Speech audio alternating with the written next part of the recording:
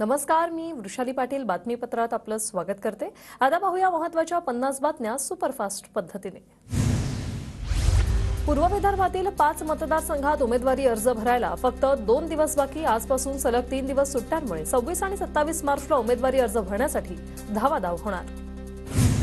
विजय शिवतारेंनी इंदापूर दौऱ्यादरम्यान लक्ष्मी नरसिंह देवाचं दर्शन घेतलं। आगामी निवडणुकीत विजयी होण्यासाठी आशीर्वाद घेतला।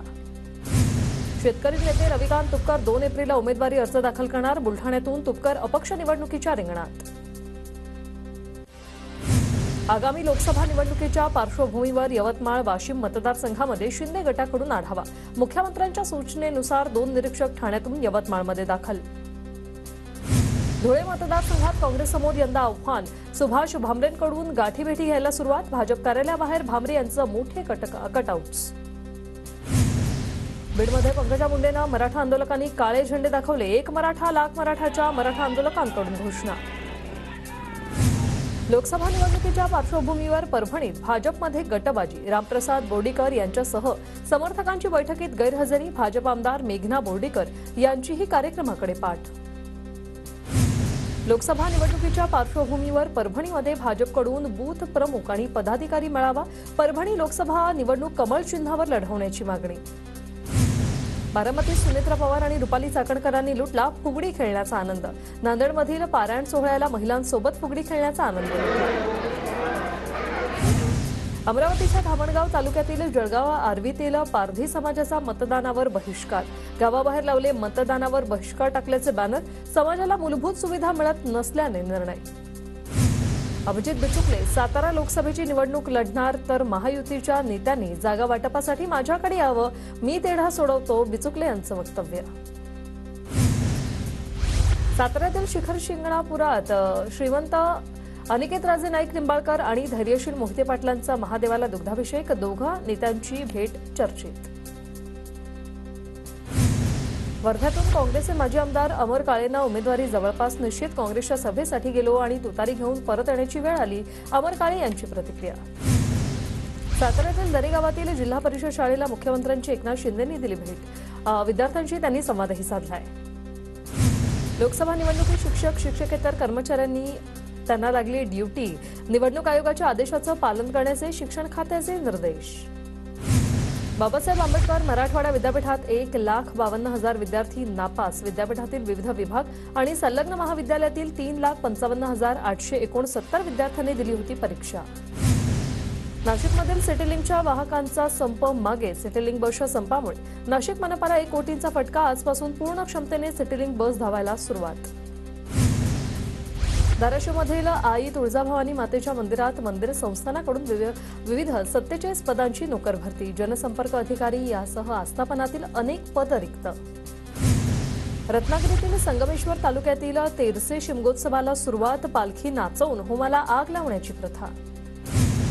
गोंदियात हत्तीरोग निर्मूलनासाठी आरोग्य विभागाची मोहीम। 9,63,000 रुग्णांना आरोग्य विभाग कर्मचारी आणि आशा सेविकांकडून हत्तीरोगावरील गोळ्यांचं वाटप होणार। 31 मार्चपर्यंत मालमत्ता कर पाणीपट्टी भरा, नाहीतर कारवाई होणार। वसुलीसाठी नगर परिषदेचे पथक सज्ज। आगामी लोकसभा निवडणुकीच्या पार्श्वभूमीवर पोलिसांकडून वाहनांची नियमित तपासणी। अनेक ठिकाणी सीसीटीव्ही कॅमेऱ्याच्या माध्यमातून येणाऱ्या जाणाऱ्या वाहनांवर लक्ष। हायवे बांधकाम करणाऱ्या कंपनीची मुजोरी कायम। शिरपूरमध्ये अवैध ब्लास्टिंगमुळे परिसरातील पेट्रोल पंप आणि हॉटेलमध्ये नुकसान। जिल्हा प्रशासनाकडे कारवाईची मागणी। पंढरपूरच्या विठ्ठल रुक्मिणी मंदिर संवर्धन कामाची समिती सदस्य आणि पुरातत्व विभागाकडून पाहणी।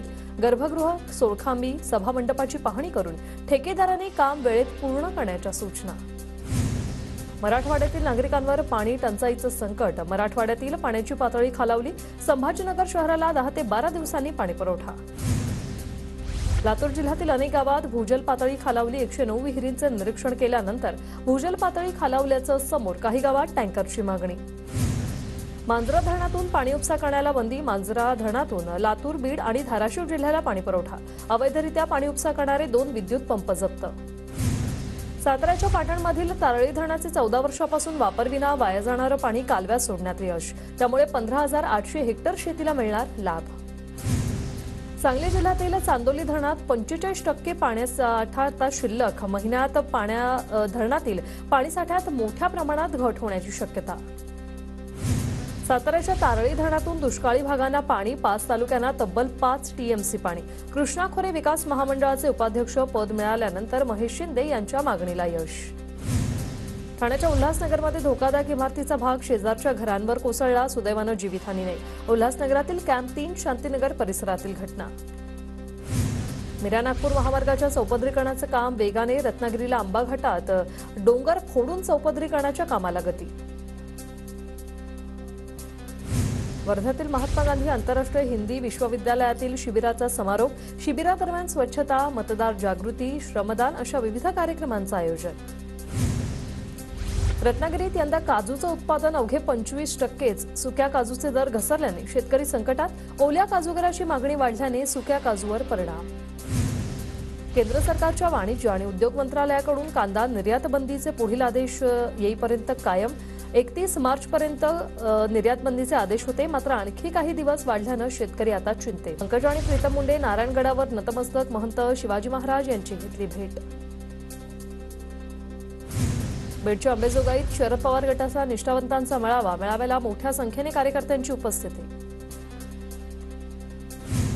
नांदेडमध्ये निवडणुकीच्या पार्श्वभूमीवर निमलष्करी दलाच्या तुकड्या दाखल. लोकसभा निवडणुका शांततेत पार पाडण्यासाठी जिल्हा पोलीस दलाच्या मदतीला निमलष्करी तुकड्या. दरम्यान शहरातून रूट मार्च.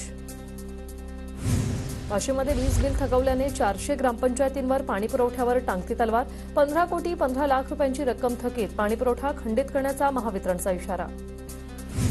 मार्च महिन्यातच राज्यात पुन्हा भीषण दुष्काळाची चाहूल. राज्यातील एकूण धरणांपैकी 20% जलसाठे पूर्णपणे कोरडे ठार. राज्यात एकूण 40.72% पाणीसाठा शिल्लक. कोल्हापुरातून बेपत्ता झालेला युवक 5 दिवसांनी सुखरूप सापडला. जलपर्णीने भरलेल्या पंचगंगेच्या पात्रातून आदित्य बनगरची सुखरूप सुटका.